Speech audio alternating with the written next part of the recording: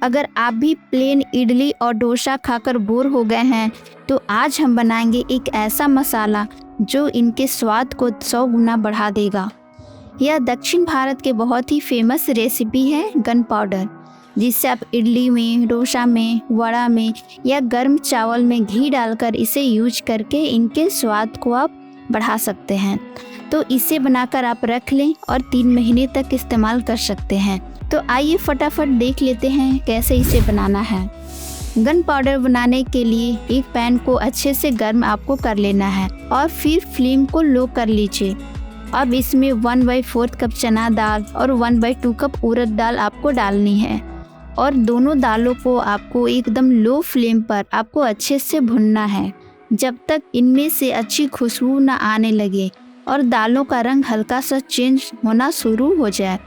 दाल को एकदम low flame पर आपको भूनना है, नहीं तो दाल आपकी कच्ची रह जाएगी, जिससे दाल की क्रंची टेक्सचर नहीं आ पाएगी।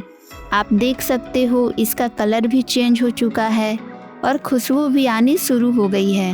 अब इन्हें एक प्लेट में ट्रांसफ़र कर देते हैं। अब उसी पैन में 2 टेबलस्पून सफ़ेद तिल आपको लेना है और इसे भी लो फ्लेम पर इसे चटकने तक भूनना है।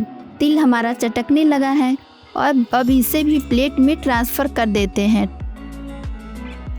अब पैन में एक छोटे बॉल इतना इमली डालनी है, इसे थोड़ा रोस्ट करना है जिससे इसका कच्चापन निकल जाए।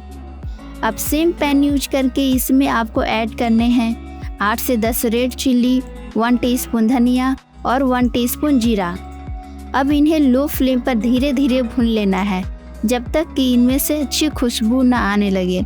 फिर इन्हें ठंडा होने के बाद मिक्सचर ग्राइंडर में डालकर पीस लें। अब इसमें भुने हुए दाल को डालना है। अब इसमें ऐड करना है स्वाद के अनुसार नमक, 1/4 टीस्पून हींग। अब इसका एक महीन पाउडर तैयार कर लेना। अब मैंने इसे पीस लिया है। आप देख सकते हो इसका टेक्सचर और कलर कितना अच्छा आया है और खुशबू भी बहुत अच्छी आ रही है। तो आप भी इस रेसिपी को ज़रूर ट्राई करें और इडली और डोसा के साथ इसे एंजॉय करें।